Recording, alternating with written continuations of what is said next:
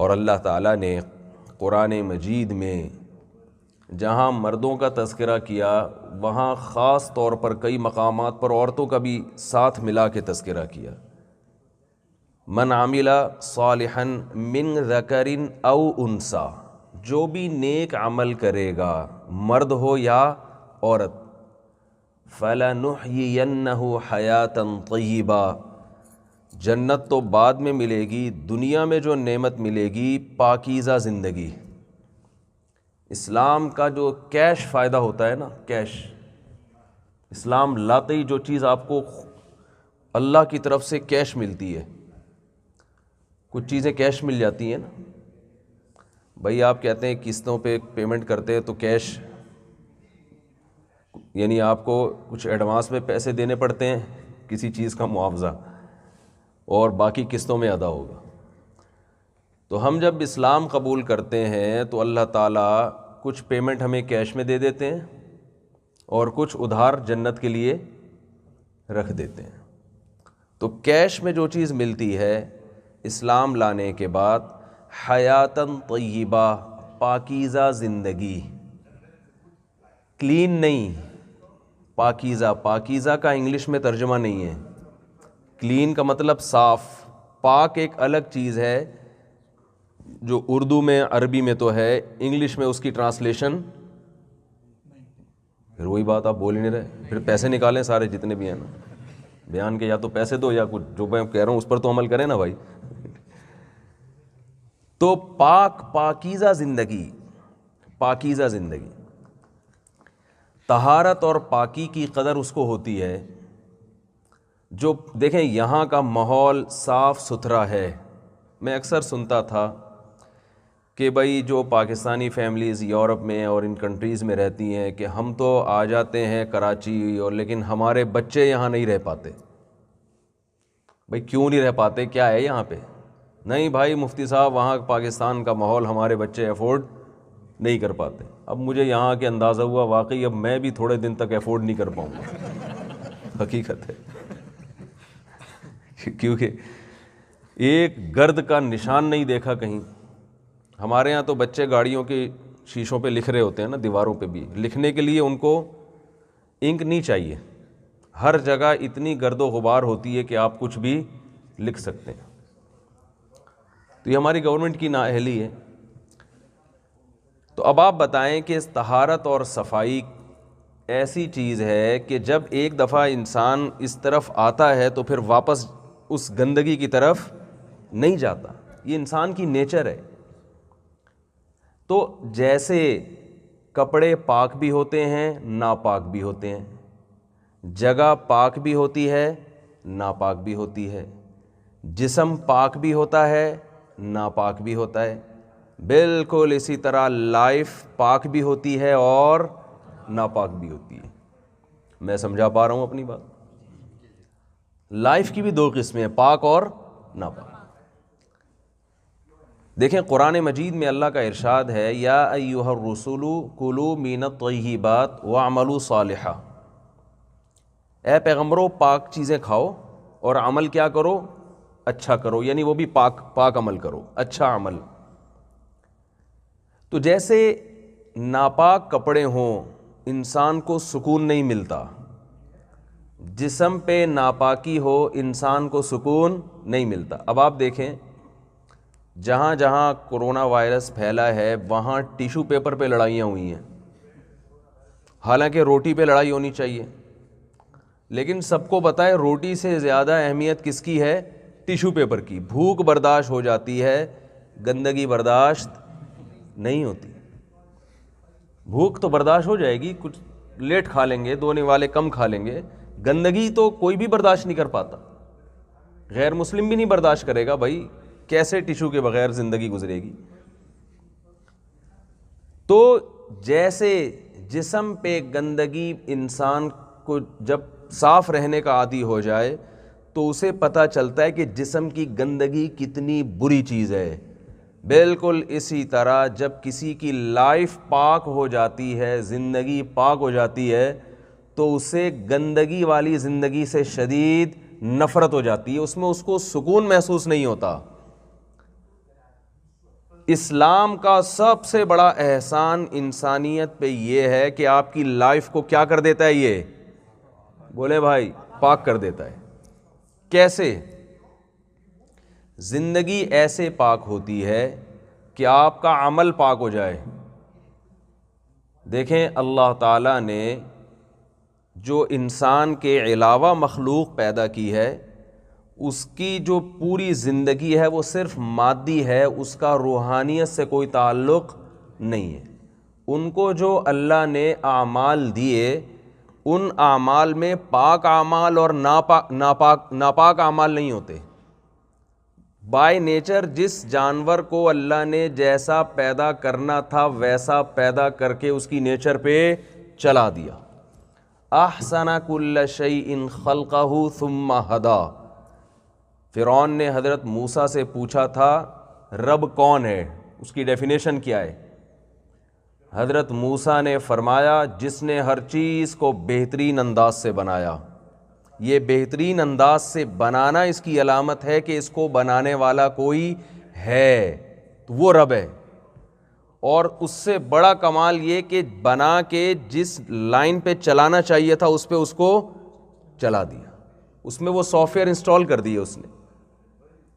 آپ دیکھیں، عجیب بات ہے، بلی کے بچے کے سامنے آپ سبزی رکھیں، وہ ہاتھ ڈالے گا؟ بولیں بھائی، نہیں ڈالے گا۔ اس کو کس نے سکھایا کہ تم نے صرف دودھ پینا ہے یا گوشت کھانا ہے؟ اس کے سامنے آگ کا انگارہ رکھ دیں، وہ ہاتھ نہیں، وہ پنجہ نہیں مارے گا۔ اس کو کس نے سکھایا کہ یہ نقصان دہ ہے بھائی؟ انسان کے بچے کے سامنے آگ کا انگارہ رکھ دیں، فوراً ہاتھ مارے گا۔ حالانکہ انسان کا بچہ زیادہ ذہین ہے یا بلی کا بچہ؟ انسان۔ اتنا ذہین ہونے کے باوجود یہ آگ پہ ہاتھ مار دیتا ہے، بلی کا بچہ بلکہ گدھے کا بچہ بھی آگ پہ ہاتھ، بولو نا بھائی، جس کو ہم صبح و شام حماقت کی مثال میں پیش کرتے ہیں، مگر اس میں انسان کے بچے سے عقل زیادہ ہے۔ اس لحاظ سے عقل زیادہ نہیں ہے، بات یہ ہے کہ گدھے کا بچہ، بلی کا بچہ یا جتنے جانور ہیں، ان کے بچوں کو اللہ نے پیدا کر کے ان کی جو نیچر کا راستہ ہے اس پہ دھکا دے کے اللہ نے خود ہی چلا دیا۔ یہ اس وے پر جو راستہ اللہ کی طرف سے ان کے لیے متعین کردہ ہے، اس راستے پر آٹومیٹیکلی چلتے رہتے ہیں۔ ان کے پاس چلنے کے لیے دماغ نہیں ہے، یہ آٹومیٹیکلی چلتے ہیں اس پہ اور ساری زندگی چلتے رہتے ہیں، یہ ہٹتے نہیں اپنی نیچر سے۔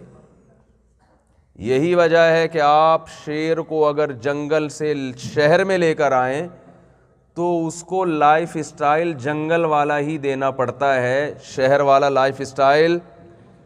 بولنے پر پابندی یہاں بھی گورنمنٹ کی طرف سے، شہر والا لائف اسٹائل آپ اس کو نہیں دیں گے۔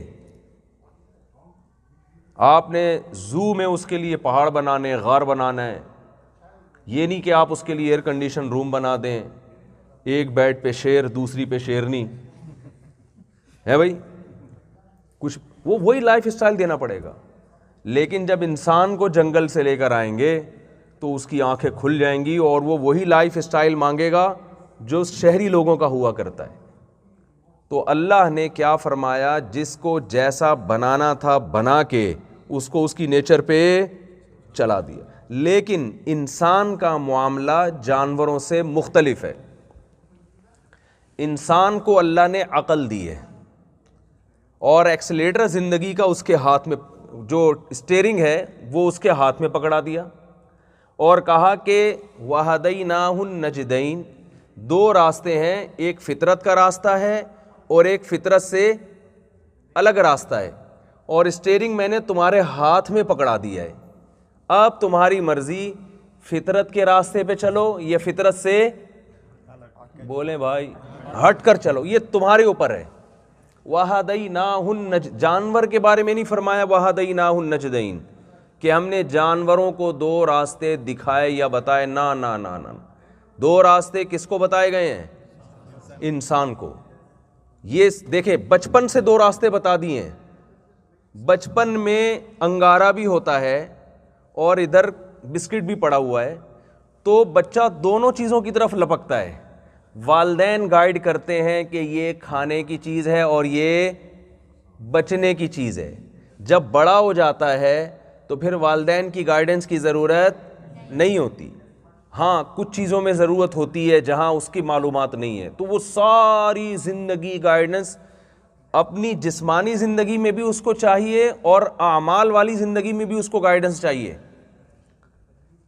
دیکھیں جانوروں کو اللہ نے جسمانی زندگی میں بھی ٹریک پہ چلا دیا نا، اور جانور کی روحانی زندگی نہیں ہے. جانور میں اچھے اور برے بولو بھائی نہیں ہوتے، سچ اور جھوٹ نہیں ہے، وفا اور بے وفائی نہیں ہے. ان کی جو ذاتی صفات ہیں وہ بھی بلٹن ہیں. کتا نے جو وفا سیکھی ہے، مالک کے سامنے دم ہلانا، تو کیا وفا پر اس نے کسی بزرگ کا بیان سنا ہے کہ مالک سے وفا کرنی چاہیے؟ اتنا تو ہماری خانقاہ کا منجاوا اپنے شیخ کے ساتھ وفادار نہیں ہوتا جتنا آپ کتے کو 2 نوالے کھلاؤ اور وہ آپ کے سامنے بچ جاتا ہے. تو یہ وفا اس نے کہاں سے سیکھی ہے؟ یہ کیا اس نے خود کریٹ کیا اس وفا کو؟ یہ گاڈ گفٹڈ ہے. لومڑی کے اندر چالاکی، یہ چالاکی اس نے کسی خفیہ ایجنسی سے بولے بھائی نہیں سیکھی. کوئی خفیہ ایجنسی ہو جس کے پاس اس نے ٹریننگ کی ہو اور چالاک بننا سیکھا ہو، ترکیبیں، یہ اس نے نہیں سیکھی. بندر نے جو چھلانگیں لگانا سیکھی ہیں، اور اس کے لیے ضروری بھی ہے چھلانگیں، تو کسی جمناسٹک کے پلیئرز کے ساتھ اس نے کچھ ٹائم گزارا ہے. تو جانوروں کی جو صفات ان میں تھوڑی سی تبدیلی ہو سکتی ہے، لیکن وہ ساری کی ساری بلٹن ہوتی ہیں. ان میں اتنی ہی چینجنگ ہو سکتی ہے جو کسی بلٹن کمپیوٹر میں ہو سکتی ہے، ورنہ نہیں ہو سکتی. لیکن ہم انسان میں ایسی فلیکسیبلٹی دیکھتے ہیں، یہ مادی زندگی میں بھی کبھی غلط جا رہا ہے، کبھی صحیح سمجھوا رہا ہے، کبھی شہد کھا رہا ہے، کبھی گٹکے کھا رہا ہے، پان کھا رہا ہے، سگریٹ پی رہا ہے. اس کو اگر گورنمنٹ نہ روکے، انسان نہ روکیں، تو یہ تو سارے نشہ کرنا شروع کر دیں. حکومت کی طرف سے قوانین بنتے ہیں، والدین نگرانی کرتے ہیں، ایک ایک اسٹیپ پہ اس کو نگرانی چاہیے، یہ کھانا ہے یہ نہیں کھانا. جب یہ دکان سے کوئی چیز خریدتا ہے تو ایکسپائری ڈیٹ کہ اگر اتنی ڈیٹ اوپر ہو گیا ہے تو اب یہ کھانے کی نہیں ہے. تو اسی طرح یاد رکھیں، جیسے اس کو جسم کے بارے میں معلومات چاہیے، ایک ایک چیز کے بارے میں موت تک اس کو نالج چاہیے، اس نالج کی روشنی میں یہ اپنی باڈی کو مینٹین رکھ سکتا ہے. اسی طرح اللہ نے اس کے عمل میں بھی دونوں آپشن رکھے ہیں، اچھا عمل اور برا عمل. ایسا نہیں ہے کہ جیسے ساری دنیا کے کتے وفادار ہوتے ہیں تو ساری دنیا کے انسان بھی کیا ہوں؟ وفادار. ایسا نہیں ہے. جیسے ساری دنیا کے طوطے بے وفا ہوتے ہیں، ہمارے ہاں طوطا چشمی مشہور ہے کہ طوطے کو آپ کھلاتے رہو کھلاتے رہو کھلاتے رہو، کھاتا رہے گا گھنا بن کے. گھنا سمجھتے ہیں؟ پتہ نہیں سمجھتے تو کیا فائدہ ہے ایسی زندگی کا یار. اتنے اچھے الفاظ نے آپ اگر نہیں سمجھتے تو پتہ نہیں انگلش میں گھننے کو کیا کہتے ہیں. یہ تو چیزیں ہمارے یہاں کی پروڈکٹ ہیں، تو یہاں انگریزوں میں گھننے ہوتے ہی نہیں ہوں گے. تو آپ دیکھیں، طوطے کو آپ ساری زندگی کھلاتے رہیں کھلاتے رہیں کھلاتے رہیں، پنجرے کا دروازہ جس دن ہلکا سا غلطی سے بھی کھلا رہ گیا وہ فوراً اڑ جائے گا. اس میں وفا نہیں ہے.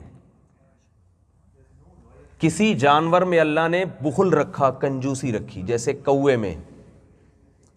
کوا کیا کرتا ہے؟ کھاتا ہے اور پھر چھپاتا بھی ہے اگلے ٹائم کے لیے، کوئی دوسرا نہ کھا لے. بلی کی طبیعت میں اللہ نے استغنا رکھا ہے.